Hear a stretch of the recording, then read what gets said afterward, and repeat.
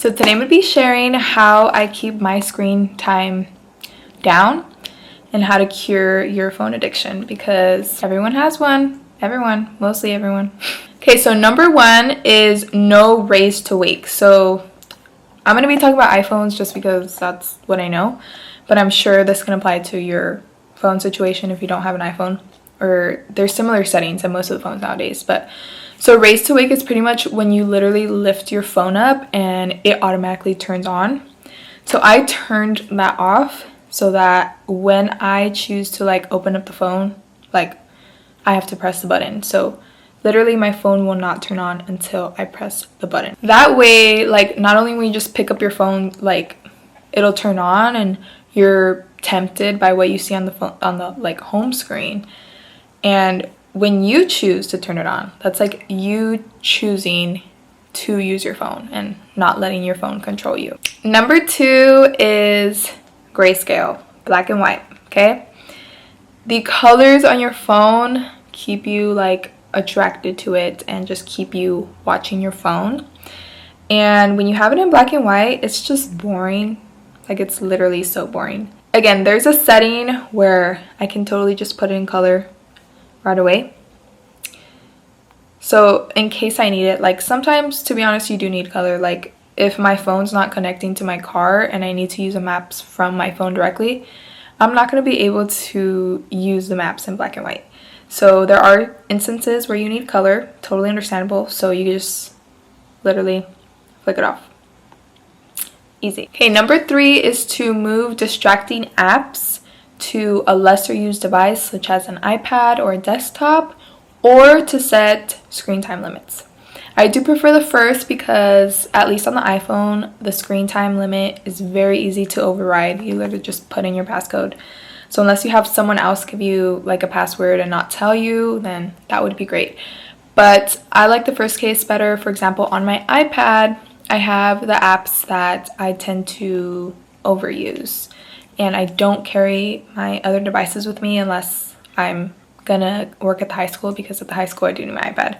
I'm a substitute, so I do need to take my iPad when I work at high school. But my phone I always have on me. So for example, on my iPad I have Pinterest, I have email, I have YouTube, those apps that distract me, and I don't have them on my phone. So it's easier to create distance between those apps that I use a lot, because I have to go on my iPad to go on those apps. Okay, number four is to not have Safari on your phone. Okay, this is a little dramatic. Obviously, in emergency situations, you have to, like, you need Safari. Obviously, there's a setting where you can just pull it up.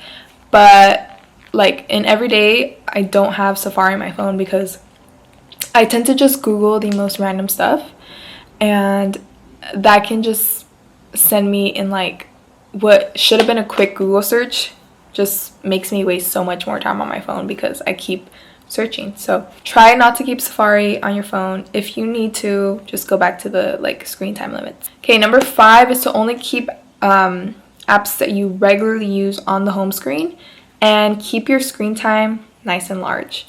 Okay, that way it's a good reminder that you're trying to keep your screen time down.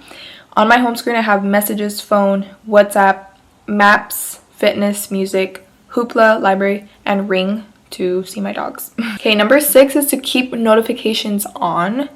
That way you're not just going on your phone trying to like look for something to entertain yourself with.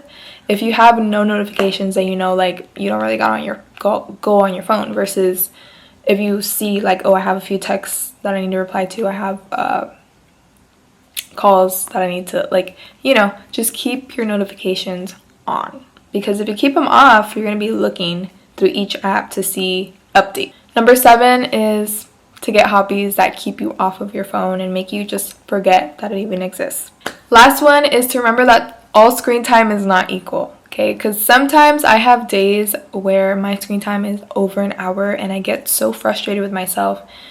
But then I look at like what I'm using and it's fine. Like, the purpose in lowering your screen time is to stop wasting time. But if you're using the phone as what it's meant to be, a tool, and you go over like your 30-minute desired screen time, then that's okay.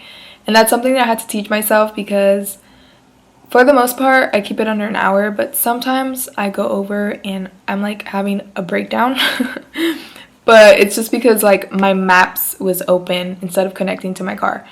And it's like, obviously I'm not staring at my screen, like wasting time when I'm using Google, like Apple Maps, you know, like I'm using that as a tool to get me to my desired destination. So it's okay. Or sometimes if I don't have like my Bible on me, I'll open up the app, and obviously that'll take up screen time, and that's okay. Or if you're on your camera, you're recording a video, it's gonna take up screen time, and that's okay. Like, you're using it as a tool. The point in this video is just for you to be more intentional with your screen time and try to see what areas you can reduce it in where you're not doing useful stuff on your phone. You're literally just wasting your life away on a screen, which nobody wants to do. You never want to get to the end of your life and think, OMG, I spent it staring at a little glowing rectangle. Like, that's scary and that's sad. So just a few tips for me, and hope you learned something. Hope you spend a little less time on your phone every day. And I hope you have a good day.